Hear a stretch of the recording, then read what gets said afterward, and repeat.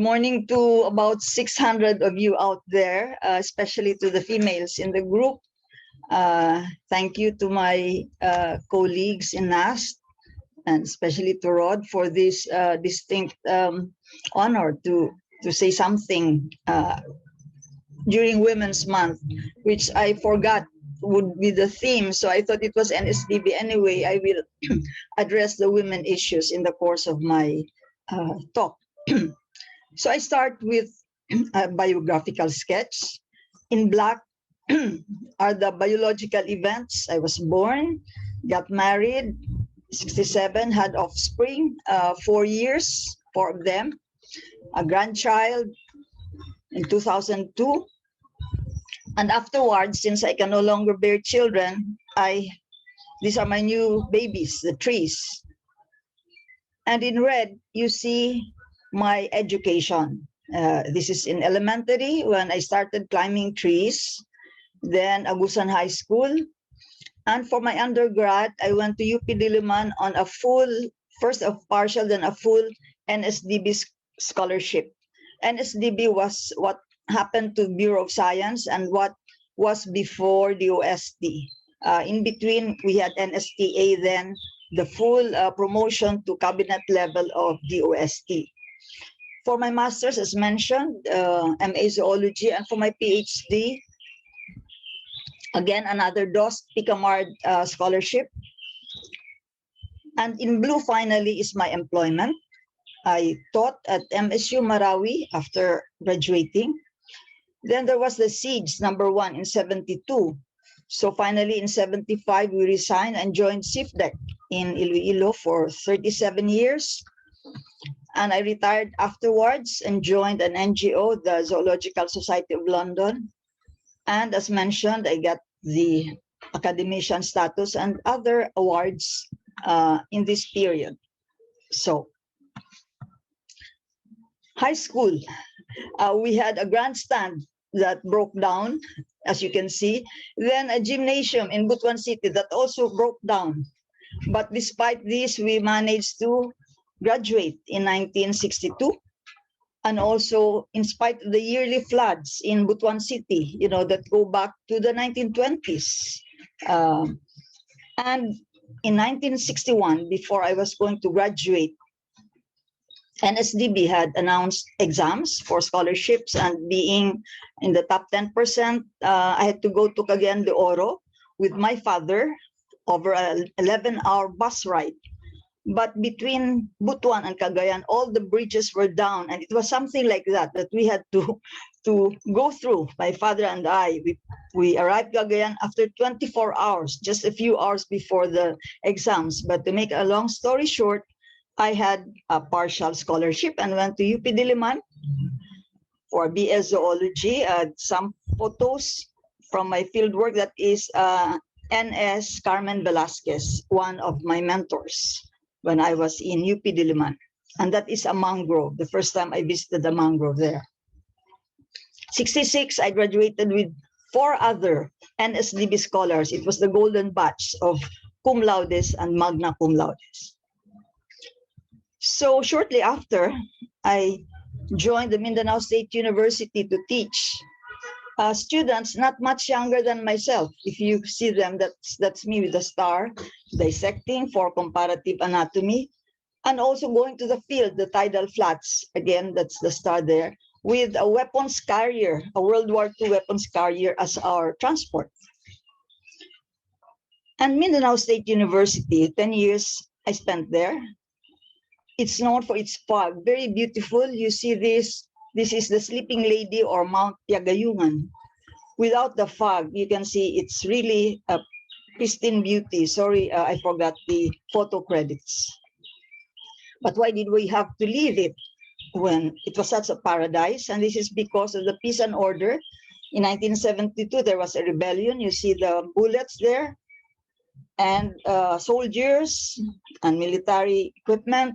So that in 72, we had to leave campus, and that was my firstborn, to evacuate. And finally, in 1975, we just could not stand it. So from Marawi, I took a job in Iloilo, very peaceful Deck Aquaculture Department, doing aquaculture research with shrimps and prawns, broodstock. But aquaculture is also milkfish and mollusks and seaweeds. No?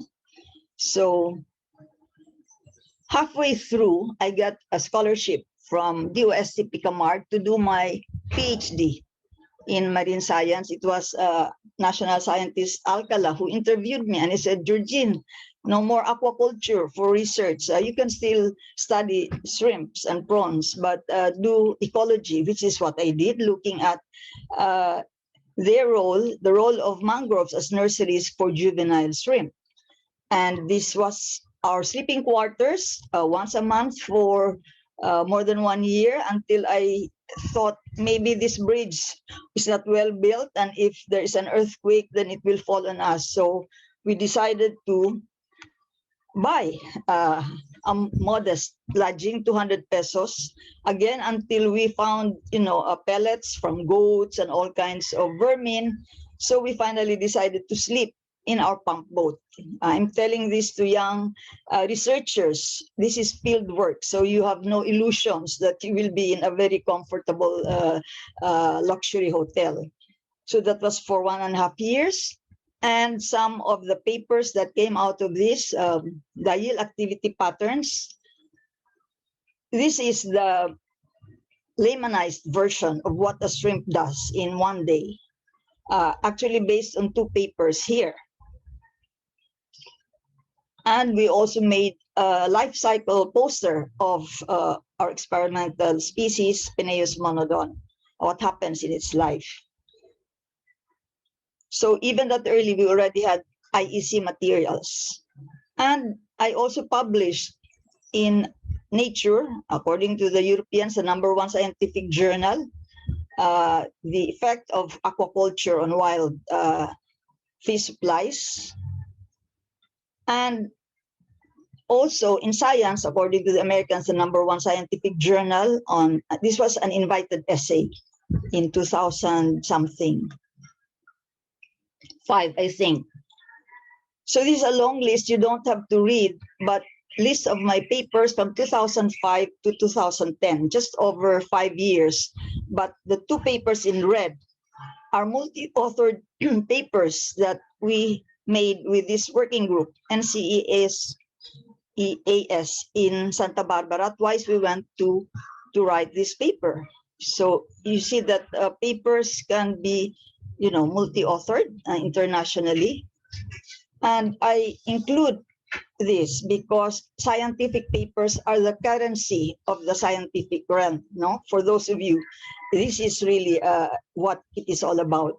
So early on, my citations, this was in 2019, total 12,000, H index 43, and I-10 index 88.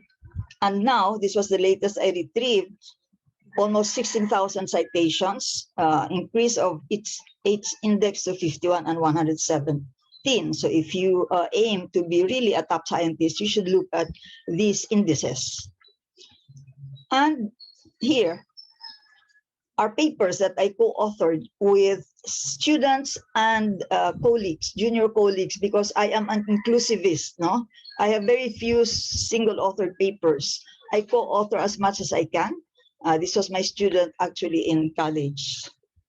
Now let's go to, it was mentioned that I'm on the board of some organizations. For a long time, I was with the International Foundation of Science, which gives research grants to young researchers, including Dr. Cruz was one of the early recipients, no? And also Rafi Guerrero of NAST.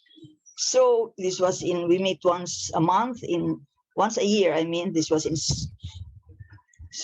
Scotland, Sweden, and in Cairo with the pyramids of Egypt. It's pro bono. We read proposals for a few days, so they give us this some kind of consuelo, some look at the pyramids of Egypt. And especially I like it when we go to the tropics, because we get to eat tropical food like durian in Malaysia, see the relics of Angkor Wat, and in Mexico, and meet the domesticated life like camels, and the wildlife like pythons in Thailand, and more international conferences in Vietnam and Malaysia and Indonesia. And more recently in Sri Lanka, this is in US, Indonesia. This was an international IUCN conference on the lower right, but in Batangas. So it was an international conference. And I updated this just before we started. I counted how many presentations I have made.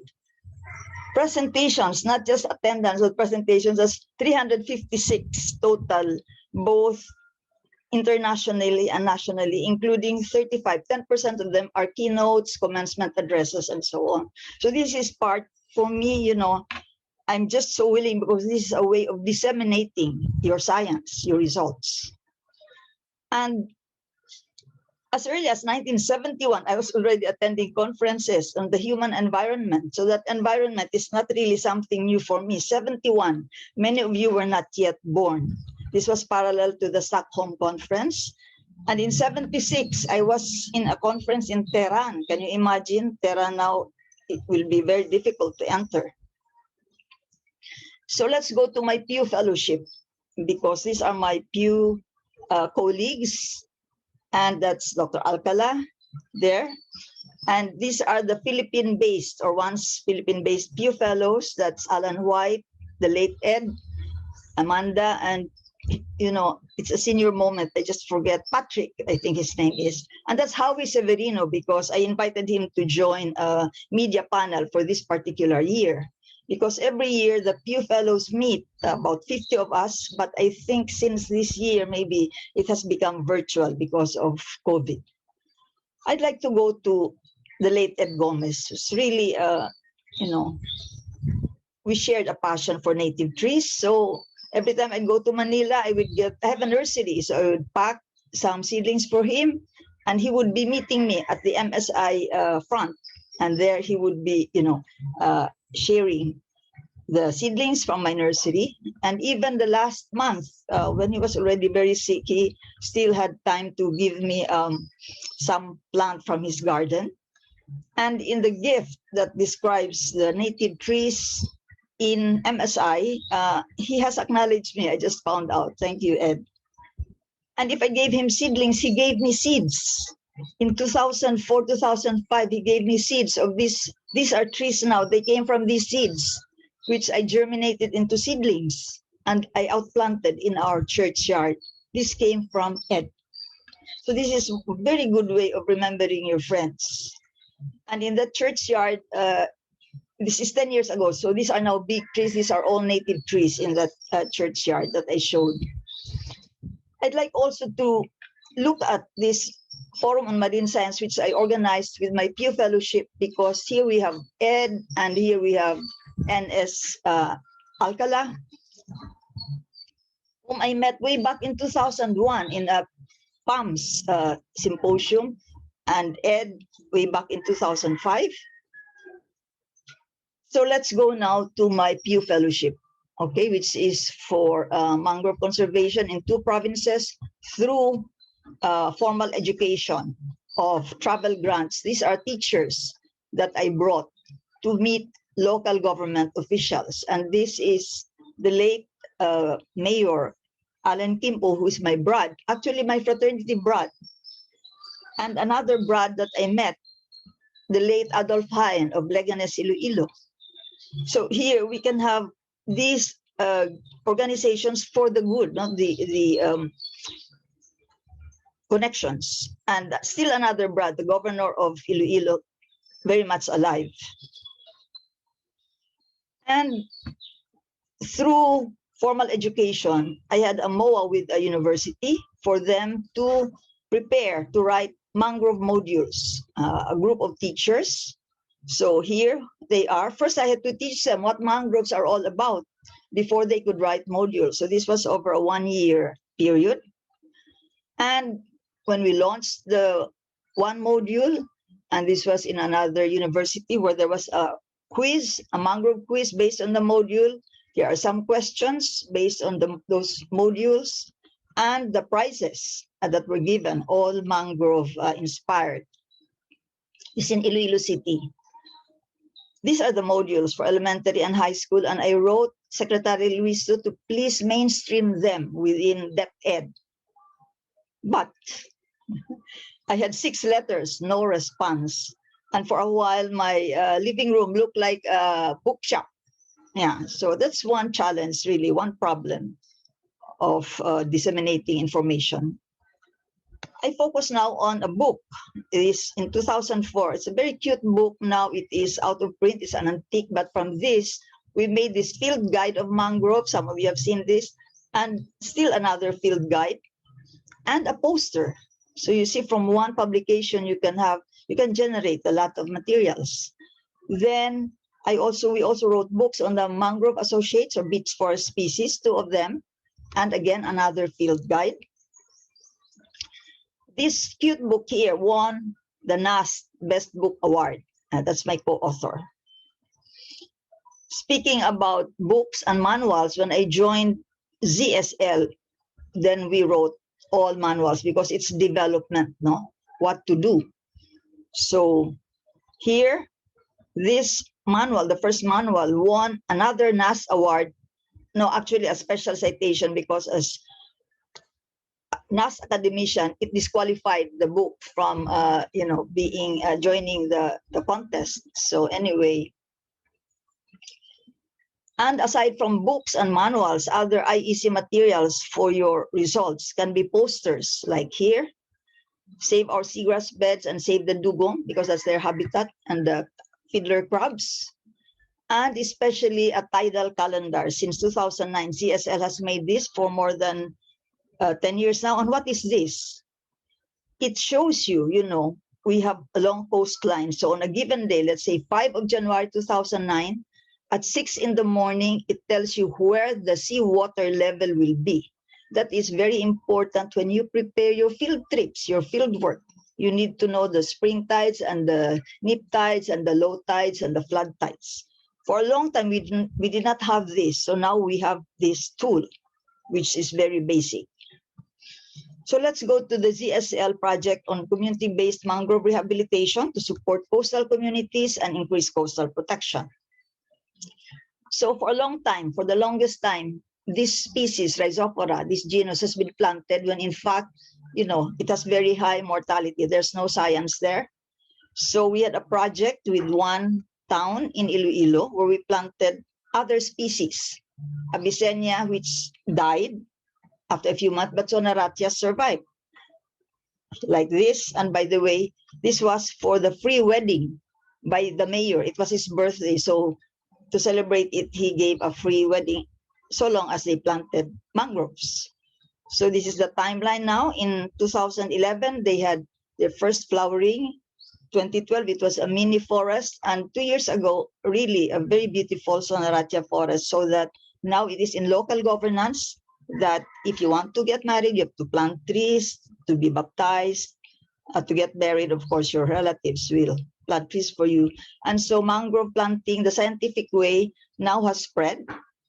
And one driver is Facebook, because these young people, they really like to post on Facebook. Another now, aside from planting, which is rehabilitation, adaptation, is mitigation of climate change, where you have carbon stored in mangrove forests, really high rates, and you protect them as eco-parks. So this is one of our projects.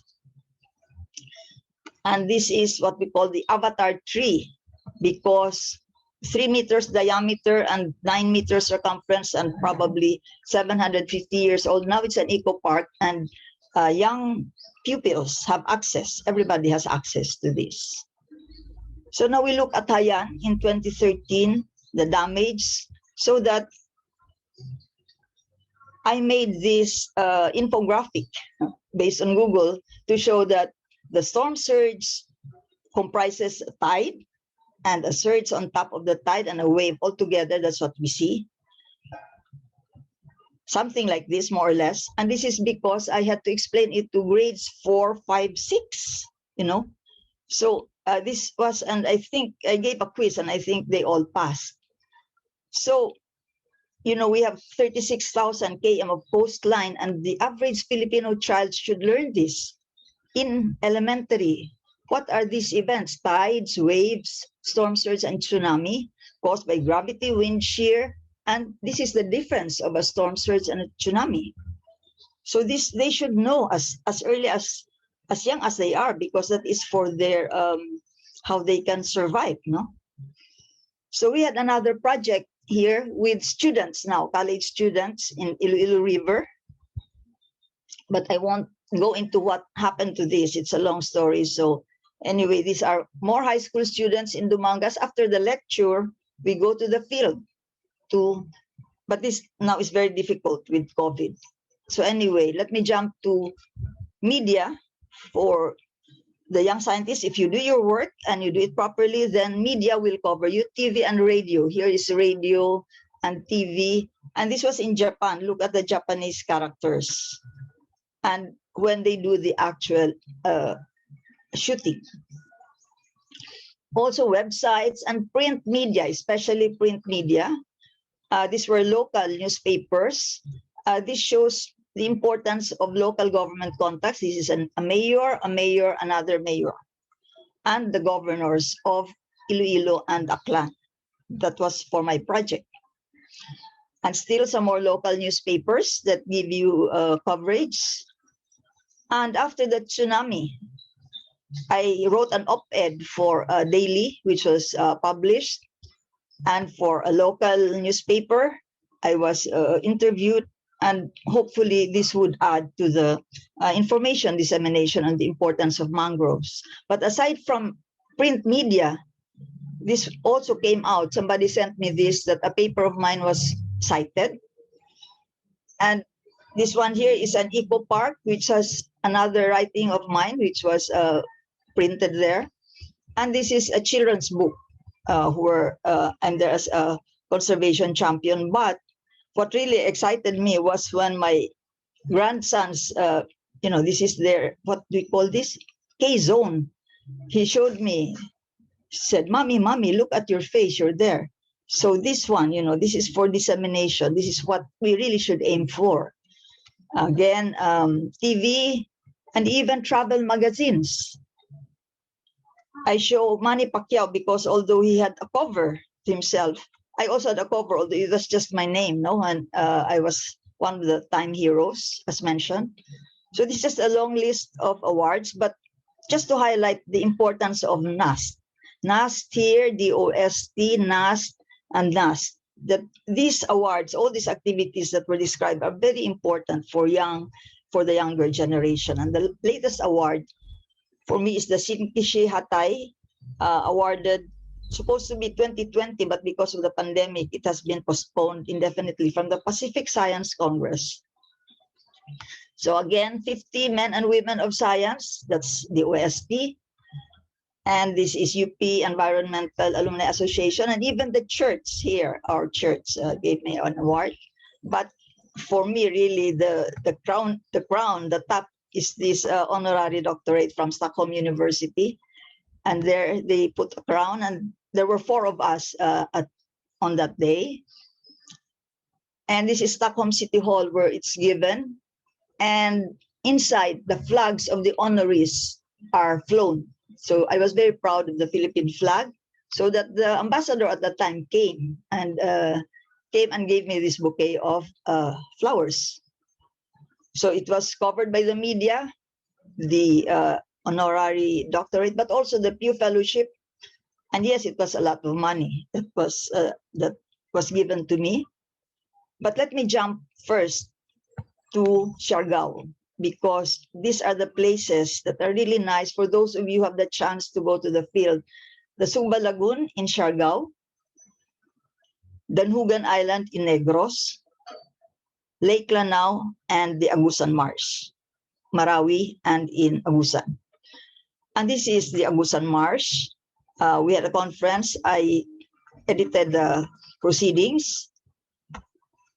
And maybe 3 times I have been there. It's really a beautiful, beautiful place. If you have a chance, please go. There are many scientists here, but I have no time to name them. But anyway, we distributed copies of the proceedings to the schools in Agusan del Sur. So I gave lectures. These are elementary school children, and these are high school children. We have to disseminate. We have to go and give our science, because they will not come to us. And after Pew and after Stockholm doctorate, I had many invitations to be commencement speaker in high school and college. But also, this was in Chinese University of Hong Kong during one of my trips.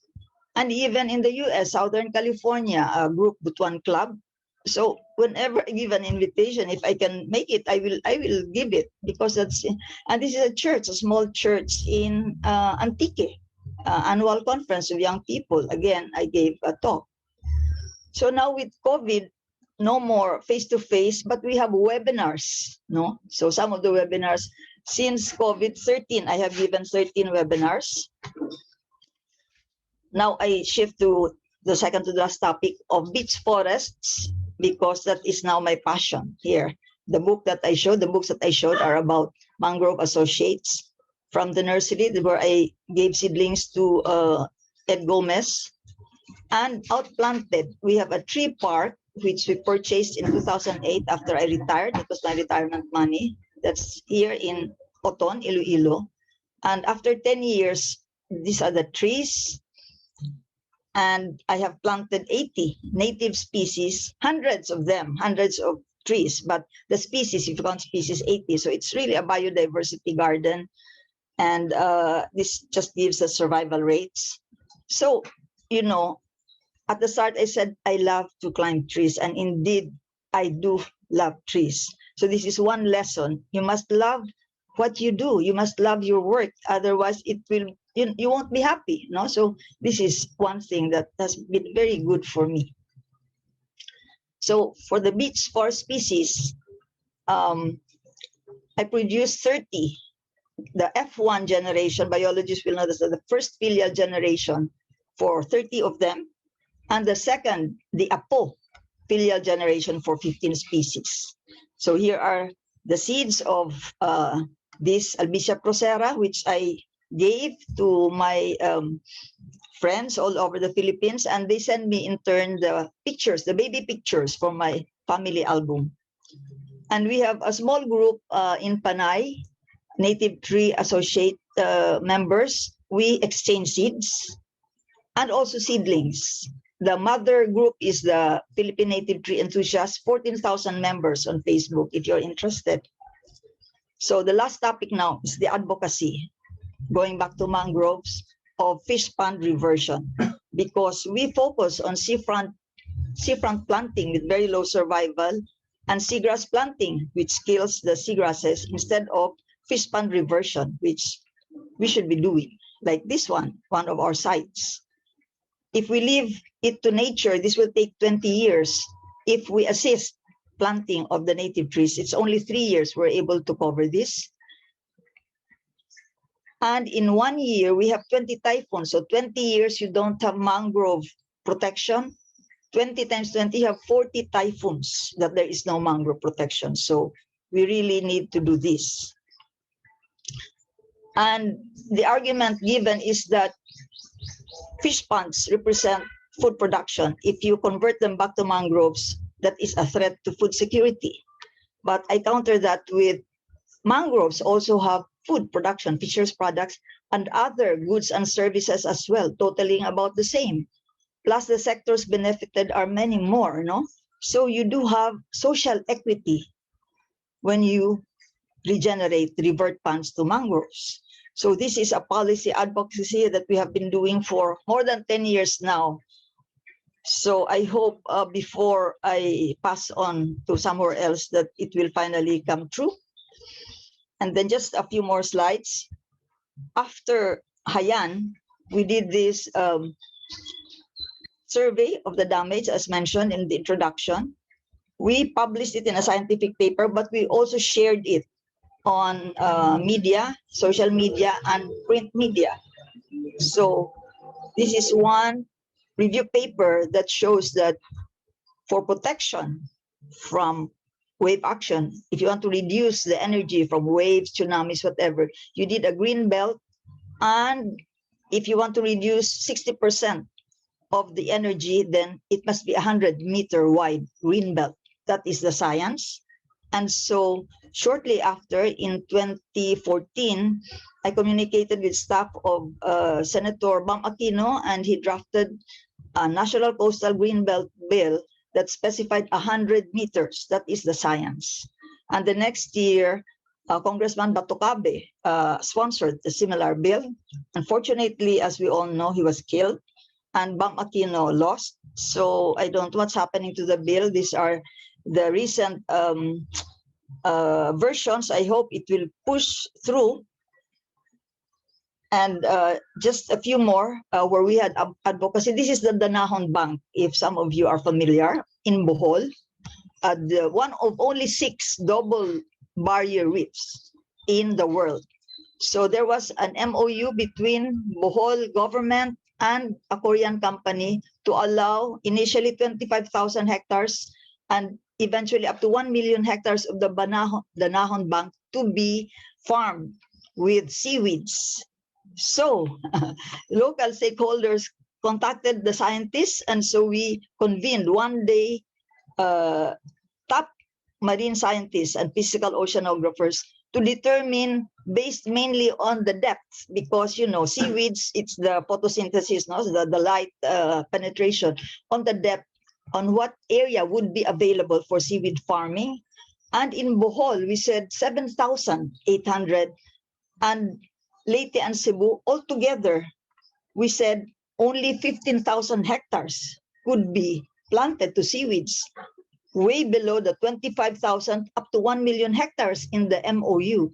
So here there is no science, and here was the science that we provided. This happens all the time, so I hope scientists will have a better chance. And I must say thank you to Attorney Go for calling the scientists to do this work. And then just a few more. This is the oil spill in Guimaras, you all remember.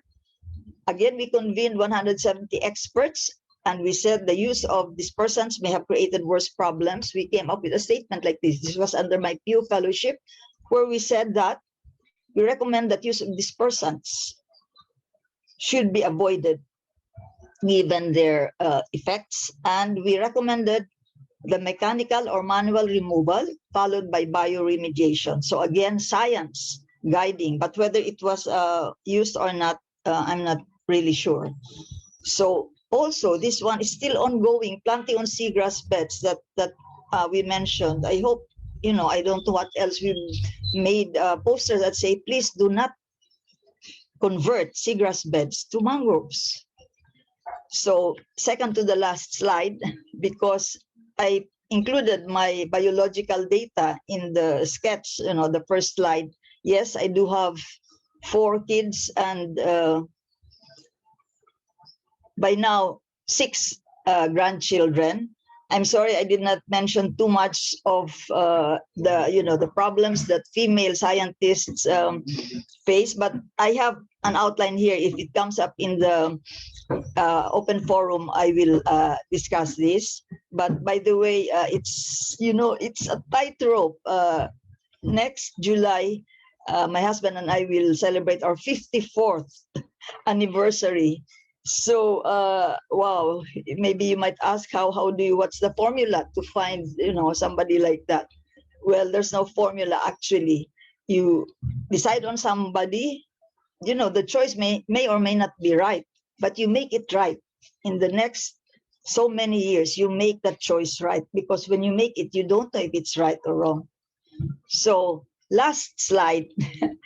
Most of the time, I'm really so lucky. This is to illustrate my advice that when you should love your job, like for me, it's mostly in the tropical climates like this. Every now and then I attend conferences. Si Rodora knows this, no? In what's this, UNESCO or something. And it's, it's very hard to be in this. So I'm just so thankful and so grateful that I am here and not here in these beloved islands where the air is warm and the water is warmer, the skies are bluest, and the white sand beaches finest. So thank you from a scientist turned seed supplier.